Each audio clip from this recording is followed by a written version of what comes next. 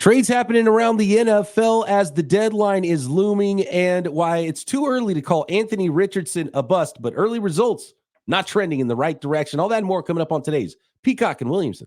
NFL analyst Brian Peacock and former NFL scout Matt Williamson bring you expert NFL analysis every day in less than 30 minutes. Get an inside look at the NFL on the field and in the front office with elite breakdowns to next-level analysis and in-depth information only for the real NFL fans. This is Peacock and Williamson, and it starts now.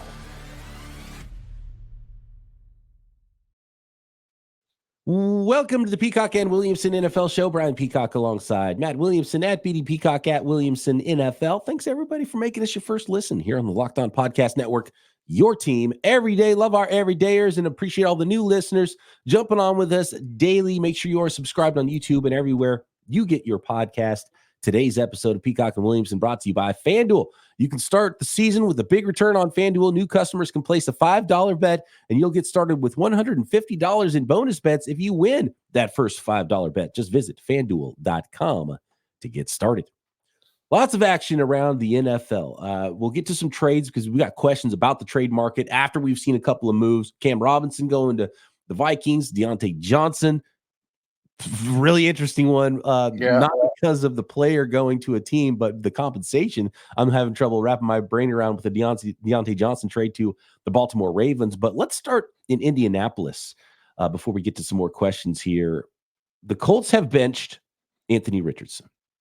And this is a tough one because Anthony Richardson has not been playing well. He's completing 44% of his passes or something. You know, it's not sustainable if you're a team that's in the hunt and you're trying to win football games. So on the surface, I get going to the veteran quarterback and Joe Flacco. You're trying to win football games. You have to do right by your team and your locker room and your organization. But from the development and the plan, and even from going back and reading quotes post-draft from Jim Irsay about, we know what it's going to be. It's a raw prospect and you put the path in motion and you can't get off that horse kind of thing. Well, they're getting off the horse.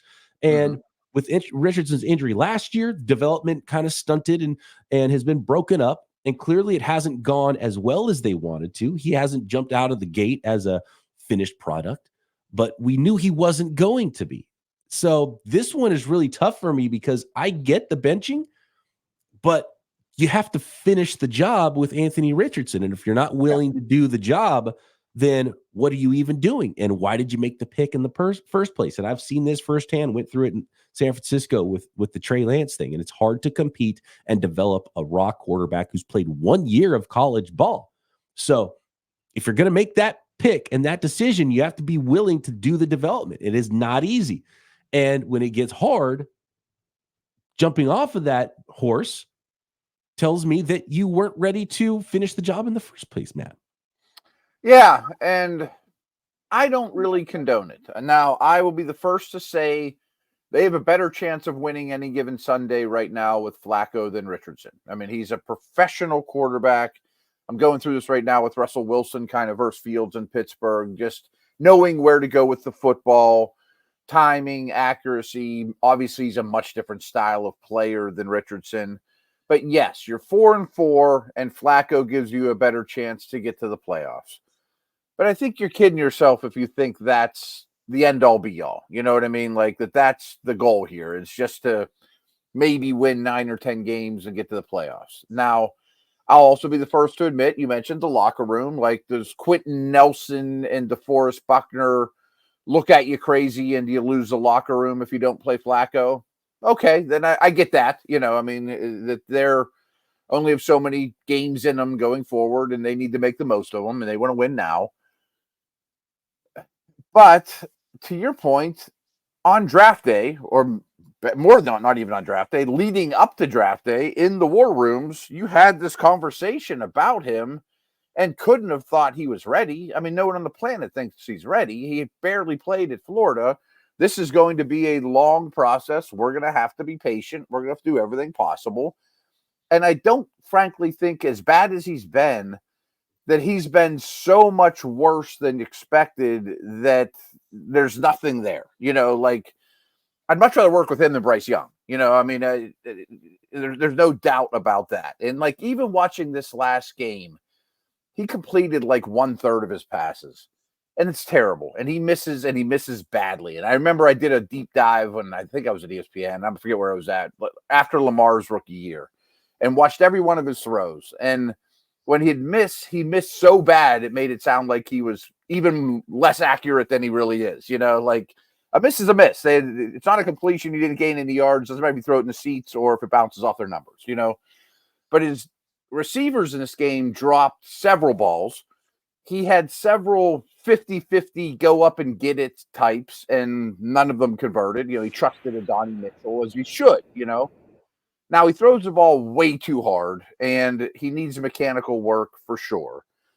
But what complicates things too, to me, is if you go back to his rookie year, they had much more designed runs for him. But he got hurt every game, like every game.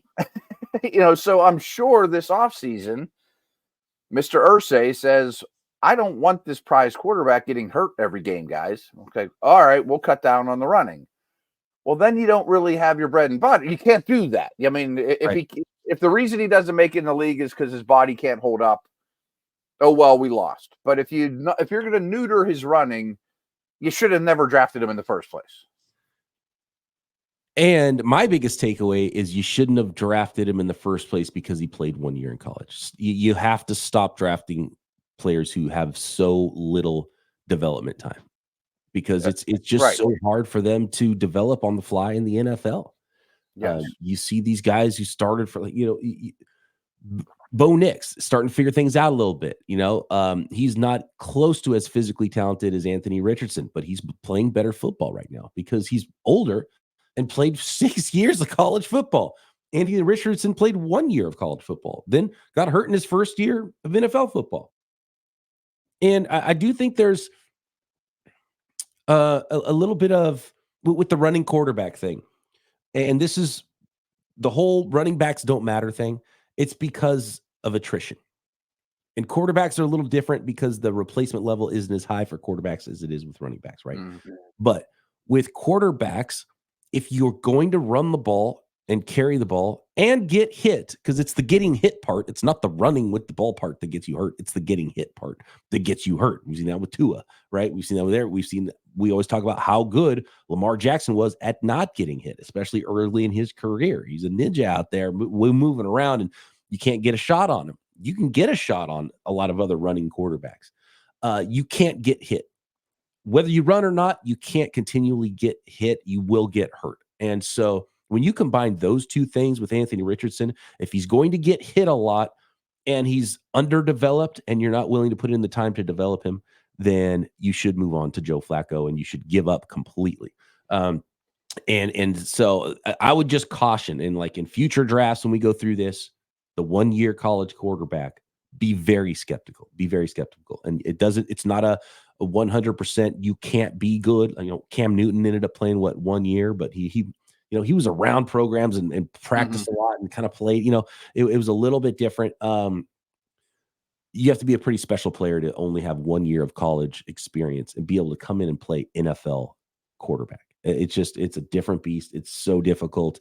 And if you asked me, take the names and the players and the scouting reports out of it. You said, hey, put money on quarterback A, who played 4 years of college football as a starter, and player B, who played 1 year. I would say I'll bet on player with more experience being a better NFL player. And so, maybe that even because we've seen, Trey Lance is a number 3, a QB3 right now. And Anthony Richardson, if he completes 44% of his passes and hurt all the time, he's going to be a QB3 too, let alone be a starter. But maybe Taysom Hill. Exactly. Yeah. Does he become Logan Thomas? Right. That was the name that was brought up.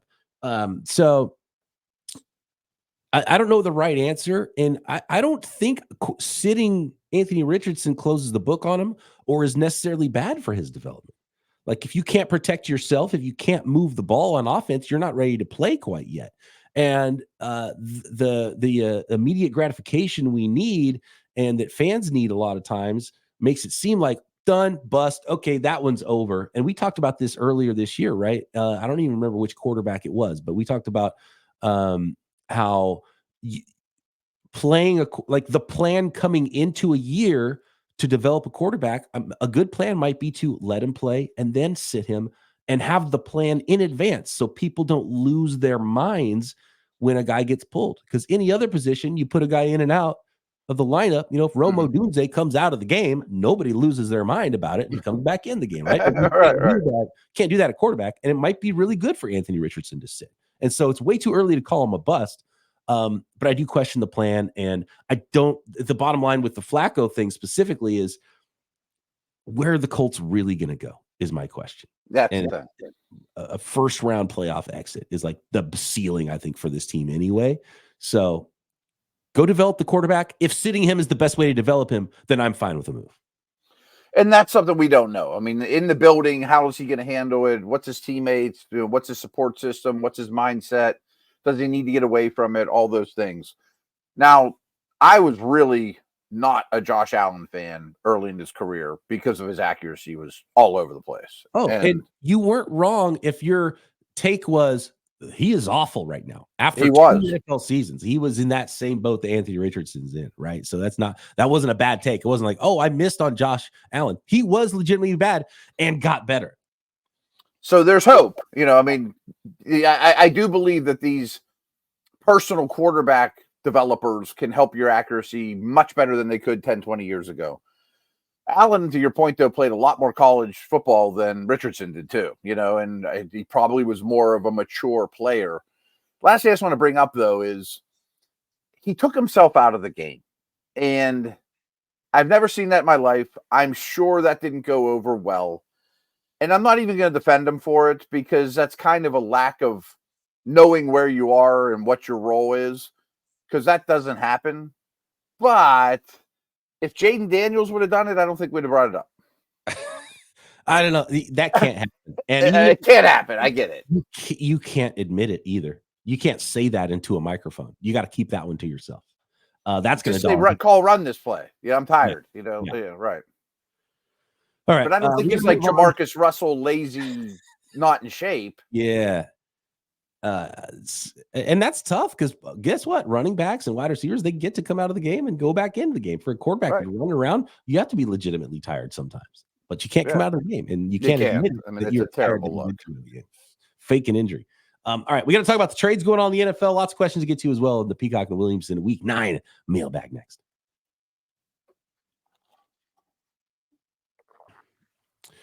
This episode of Peacock and Williamson brought to you by Built Rewards. Listen up, renters. Ever feel like you're stuck in this loop of rent payments, just watching your money vanish into thin air? It's time to turn that rent game around and start earning some serious rewards. That's where Built Rewards comes in. Built is breaking ground as a neighborhood rewards program that hooks you up with points on your rent every month. Pay your rent and watch the Built points roll in. Use points to jet off on a dream vacation. Put your points toward a flight or hotel stay with 500 plus airlines and 700,000 plus hotels and properties. You can also use your points to book fitness studio classes, redeem them toward future rent payment. They're designed to meet your lifestyle. Pay rent hassle-free through the Built Rewards app. Your rent game just got a major upgrade. Earn points by paying rent now when you go to joinbuilt.com/lockedonnfl. That's joinbilt.com/lockedonnfl. Make sure you use our URL so they know we sent you. Joinbuilt.com/lockedonnfl to start earning points with your rent payments today.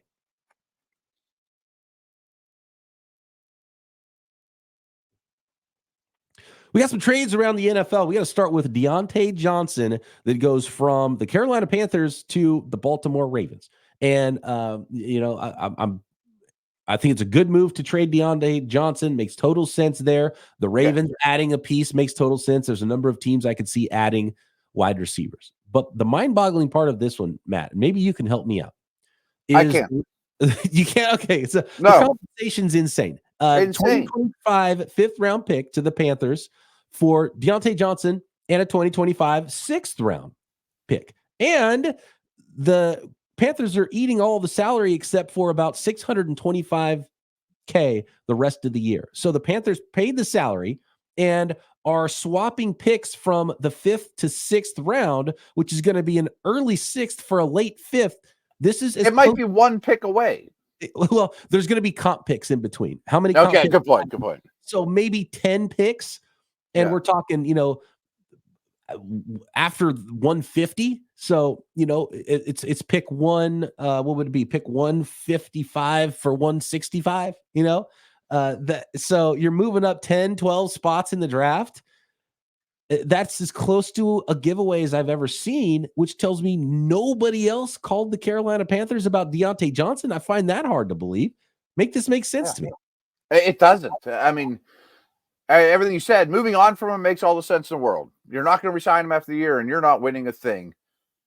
Now, I will tell you with my Steeler insight that he was kind of close to he has to go because he had some real effort things on the field. He's an incredibly hard worker off the field. He's the last guy at practice.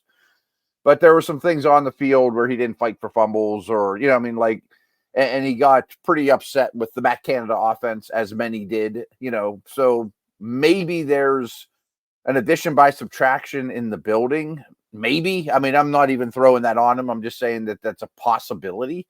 The only thing that understands any of this, because frankly, if the Ravens picked up the entirety of his contract, that would make a little sense, because then you'd have some cap space you could roll over and you'd be like, we got moved up a tiny little bit in a late round and we picked up some cap space. We'll go use that on whatever, But for this cost, I mean, can't the Bucks, or I know the Steelers aren't allowed, but I mean, can I come up with the Chargers? Can I come up with 5 teams that would give you more than that? It's hard. The answer must be no, but so either teams didn't call, or there's some red flags around the league that people know about that are like, yeah, you don't want this guy. He's going to shut it down, kind of thing. Yeah, that's the only thing that makes sense to me, because you didn't get any other offers, because this is as close to zero as it gets trading a player. I know there's been an injury. Is there a lingering injury that he might not bug him all year, or is the Carolina Panthers just the worst organization in the league and they don't know what they're doing? Yeah. I think maybe a little from every potentially what the story is here with this one. So that was a head scratching trade. And it looks like the Cam Robinson is going from the Jacksonville Jaguars to the Minnesota Vikings. Vikings lost Darisaw for the year with a tough injury there. So this one makes perfect sense. We had talked about the Vikings, like one of the most obvious, like if you can go find a left tackle, you go do it if you're the Minnesota Vikings. They found their guy, Cam Robertson, and it was a 5th in 2026 with also a conditional 7th coming back to the Vikings in that trade. So you move up 2 rounds a year from now, okay. I think that makes all sense for everyone involved. Minnesota's in it to win it. He's not a phenomenal player, but he's a starting left tackle. It's officially waving the white flag, though, in Jacksonville. That's not an easy thing to find, a starting capable left tackle at the trade deadline. So that is a phenomenal move, in my opinion, for the Vikings. And agreed. Cam Robinson, this is not a long-term move. Cam Robinson is going to be a free agent in 2025. So you swap. You lose 2 rounds 2 years from now. I mean, no brainer. You might win playoff games, Makes perfect sense. But to your point, white flag for the Jaguars. They're done. So there are some 2-win teams that it's a rough message when it's a day away from Halloween and you're already doing that. I mean, that makes for a long year. Trust me, I've been there, No doubt. So what does the wide receiver market look like? I have a feeling this is a Steelers fan probably going like, okay, when are the Steelers going to make that move for a wide receiver? Josiah says, is there anyone left on the wide receiver market? I'm running out of names quickly, Josiah. Don't get me wrong. We've gone down every path possible for the Steelers. The 2 that I keep coming back to, though, are Slayton with the Giants, who would help and played quite well. And I made the joke, just leave him in Pittsburgh on Monday night. Little showcase last week. Jacoby Myers. Would they get rid of another guy? I think they probably would at this point. I've heard some people, he's from around here, Tyler Boyd. That doesn't really move the needle for me, but he's a Pittsburgh guy and he's tough and he's a slot, you start looking to the teams that are selling. There's Adam Thielen maybe, or there is the Thielen would work. It's cost you nothing. The Kendrick Bournes, the Patriots. You start looking to the Jets. The big one is the Jets, and we do have some questions about the Jets here. And when are they going to start selling? If they are going to start selling, because that gets very interesting. And we have a couple of Aaron Rodgers questions as well. Let's get to those real quick here. One of our listeners wants to know if Aaron Rodgers is a coach killer. And Joey Bagadonit says, when will the Jets admit failure and break up with Aaron Rodgers? And I think they're on the verge. They've got to be very close to being like, okay, let's flip Devontae Adams, Hassan Reddick, whatever pieces we could sell off, let's do that. And this is over, and we're going to fire our GM, and we're already going to be looking for a new head coach anyway. Like, that's the direction this is going. Kevin asked if Rodgers is a coach killer. Well, Rodgers hasn't killed any other coaches before, has he? He's just been a pain in the butt at late in his career in Green Bay, but they might have coach of the year over there in Green Bay still. So definitely didn't kill Matt LaFleur. No, I think he's a pain in the butt. And when he's the MVP, that's fine. When he's a 20th quarterback, it isn't. And I think he wants to get the ball out of his hands and isn't making as many plays, and certainly making more negatives. But I don't know he's the reason that they don't win any football games either. Like, they're on this losing streak. I think there's more infrastructure wrong there. I guess my question is, though, like, going back to Steelers super quick, like, I'm about to do a podcast when we're done here. Would the Dolphins, Jets, Bengals, or Saints, they're all 2 loss teams, would they start pawning things off with one more loss? And I don't know that you could get a Olave or Garrett Wilson or Tyreek or anything like that, but I think they're a loss away from becoming sellers, but they're probably not quite yet. But who are the Jets going to sell? I mean, like, we threw out Tyron Smith, I think, the other day. I mean, left tackles don't grow on trees. They drafted one. That makes sense to me. It's not, you're not going to move Sauce or Wilson, right? I mean, no, you can't move Sauce or Wilson, but that's almost it. Or Quinnen Williams, I don't think you trade him either. No, you want to keep that foundation, but Rodgers is not going to move midseason, I wouldn't think, unless there could be a huge injury this week. There we go. Really shakes things up. But yeah, flip Devontae Adams. I'm sure he doesn't want to go lose with the Jets now, even though he's with his boy over there.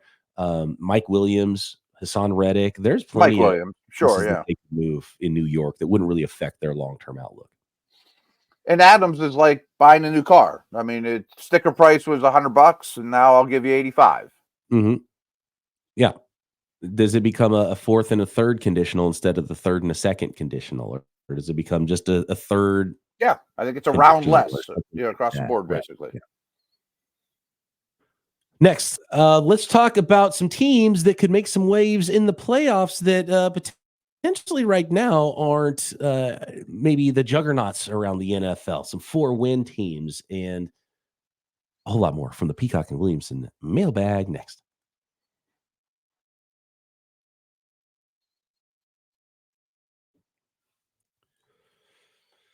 The final segment of this mailbag episode is brought to you by our friends at FanDuel and FanDuel.com. Get ready to tackle the NFL action with FanDuel, America's #1 sportsbook, because right now new customers can bet $5 and get $150 in bonus bets if you win. The FanDuel Sportsbook app gives you everything you need to place live bets on the NFL every single Sunday and Thursday and Monday, all in one place. So when you get a hunch in the middle of a game, you want to check out the latest stats, view live play-by-play, and so much more, you can find it on the same app, the same page where you place your bets, FanDuel.com. World Series, NBA, NHL, motorsports, combat sports, all of it. You can get in on all the action, tons of props, live in-game betting, and so much more at FanDuel, and you'll get started with $150 in bonus bets if you win your first $5 bet. Just go to FanDuel.com or download the app and get America's #1 sportsbook. That is FanDuel.com.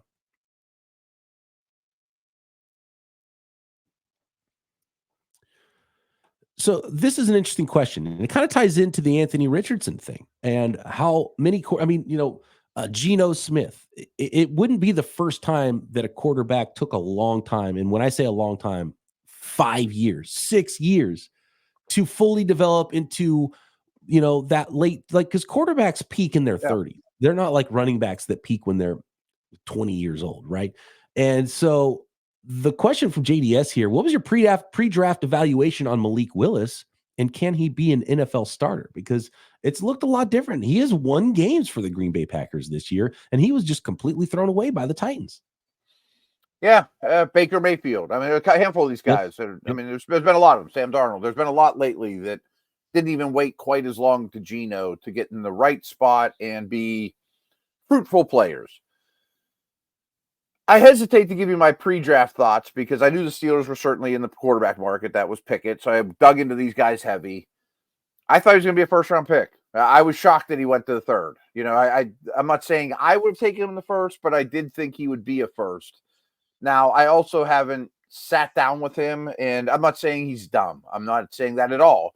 But his offense at Liberty was as simplistic as it could get. You know, like he was a year away from being a year away then. And I thought as a passer, he was better than a Richardson, but still a long ways away. And from what I understand, and just, you know, no one from the Steelers told me this, but kind of get the vibes that, boy, he doesn't know. He hasn't even been to kindergarten yet. You know what I mean? Like he knows nothing about, he's so far from an NFL offense. But now he's probably getting a little closer. So I'm semi-intrigued. Coaching matters a little bit, Matt, I think, too, in the NFL, especially when it comes to quarterbacks. I would much rather go to, say, Minnesota or Green Bay if I was a young quarterback. Then maybe anywhere. Right. Yeah. So that's also very important in all of this. I think quarterbacks do get ruined because of their situations. And, you know, he was first-round talent, athleticism, arm, and that was also a bad quarterback draft. So it was like, well, if you're the best quarterback in that draft, then you become a first-rounder. But if he was in this year's draft class, he you know, you probably wouldn't have been in first-round mock drafts. There were mock drafts before the Malik Willis draft that had him going number 2 overall to the Minnesota Vikings. I remember. That was one of the most common combinations was Jags going Aiden Hutchinson at 1, then Malik Willis number 2. And I think the Lions were real high that year too, and a lot of people had him going like in the top 5 to them too. And then the Jaguars kind of threw everybody off with the Trayvon Walker. Then it was, you know, number 2 was was a no-brainer for the Lions with Aiden Hutchinson. And then obviously we don't know behind the scenes how those interviews went. And I think you just laid it out there. I think teams are like, oh man, this guy just doesn't know enough about playing the quarterback position right now, and was in such a basic vanilla offense in college that there's a lot of work here to do. And so teams weren't really willing to do that, including the Steelers, who ended up taking a much safer, that turned out to be not that safe quarterback in the first round instead. Yep. So I don't think his story's written yet though. You know? Yes. And clearly he's gotten better now. And will he be an NFL starter? I don't know. But again, like he was cast off. He's a bust, whatever. It's hard to call a third round guy a bust, but it's not done. If he'll start games if I mean he's a starter right now if Jordan Love's hurt. So yeah, can he be an NFL starter? He can be. Yeah. Is he? Maybe not. I would probably bet against it, but it's a lot closer to 50-50 than it was before the season started. Yeah. I mean, I think he's closer to Justin Fields than he is Trey Lance. Yeah, I think that's a good comp for it. Like Justin probably get a chance to start again. And again, like he still has work to do. And that's the Anthony Richardson thing too. It's like, it's like the easy stuff. That's what's the frustrating part when you see someone like Anthony Richardson is so talented and Justin Fields. It's like, well, the easy stuff that you can teach, you think they can still get there, but it's frustrating because like, how come these other quarterbacks can do the easy stuff, but they don't have nearly your talent and you can't do the easy stuff? Go do the easy stuff. And so I think it'll help Justin Fields even to watch Russell Wilson a little bit because the games are somewhat similar, especially more of a young Russell Wilson. And I think, you know, just you know, keep working, get the ball out 0.01 quicker. And then the next year, get it out 0.01 quicker again. And pretty soon, all of a sudden, you're like, okay, now I'm running an NFL offense. And, you know, and these guys are still so young, 24, 25 years old. But if the question is he going to be a 2025 opening day starter? No, he will not be. Injuries aside. Right. I mean, that won't be someone's plan is to make him the man. Right. One last note we forgot to talk about or I forgot to bring it up, is the Stephon Diggs injury. Stephon Diggs is out. It's officially an ACL tear for Stephon Diggs. Could the Texans because the Texans had one of the deepest wide receiver rooms in the league coming in. But then Collins gets banged up, and now Stephon Diggs out for the year with a torn ACL. You're down to Mechie and Tank Dell, and a lot of people aren't that good at wide receiver 3 and 4, but maybe they could use a little extra piece there in Houston. So they might actually be on the market looking for another wide receiver just to add some depth, especially if they're going to come as cheap as Diontae Johnson did.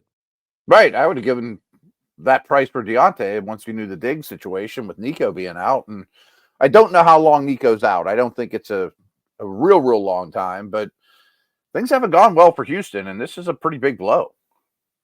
Last one from Cronzy. Which current 4-win team in each conference is most likely playoff berserker? So I think by the berserker, he means not only makes the playoffs, but actually goes and wins some games in the playoffs. So 4-win teams right now. Well, there's only one in the AFC. That's the Colts in the AFC, I guess. I would pick a 3-win team probably over the Colts as a 4-win team, although the Flacco Colts could be a thorn in a side, right? But I would say I would take the Bengals over them. Right. So Broncos at 5-3, Bengals at 3-5 were the two teams I was going to bring up. And then I would say probably the Chargers at 4-3 as well. So the Chargers are a 4-win team. I thought they were saying 4-4. Sorry. Yeah, I would say the Chargers. And even maybe the Dolphins, if they figure things out, I would put them all in the same boat as the 4-win Colts. And I might put the Colts last of those teams, actually. I think I'd put the Colts last. But yeah, I think of Dolphins, Bengals, Chargers. One of them will make noise in the playoffs, win a game maybe. And in the NFC, they're all in the NFC West. There's the Tampa Bay Bucks are 4-4 right now. The Chicago Bears are 4-3, but then you've got the 49ers, the Cardinals, the Seahawks, the Rams are at 3-4. I mean, the 49ers have done this before where they kind of stumbled a little bit and then rattle off a bunch of wins and go to the NFC Championship game. Sure, they stand out. The ceiling is higher with the Niners, so that's an easy one, is just to say the 49ers. If you take the Niners out, which of those teams do you like more? Bears, Bucks, Seahawks, Rams, Cardinals? I guess Seattle. I'm going to go with Rams, just the Stafford, McVay, been there, done it factor. What about the Cowboys? You get Micah Parsons back, maybe make a deadline trade. They're at 3-4 right now. I don't think they're going to make a deal. I just say that because I just recorded Locked On Dynasty with Marcus Mosher, and I asked him, and he said they might, if they lose this week, he thinks they're going to be a seller, not a buyer, no matter what. Okay. Yeah. I mean, yeah, they could redeem their season, but I don't think they're a contender or a berserker. Yeah, they don't look like a berserker at all right now. No.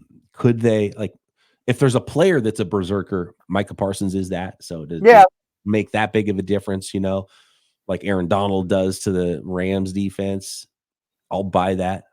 But they're one of the few teams getting a stud back. It's hard to envision the Cowboys being sellers, though. I know. I didn't quite buy that. They're a go for it team, right? Brandon Cooks, I don't know. Yeah. All right. Thanks for your questions. Appreciate all of the listeners out there, new and old everydayers and new listeners alike. Make sure you hit that subscribe button on YouTube or anywhere you are listening to this podcast. Matt and I back tomorrow. We're making picks for week 9 right here. Peacock and Williamson.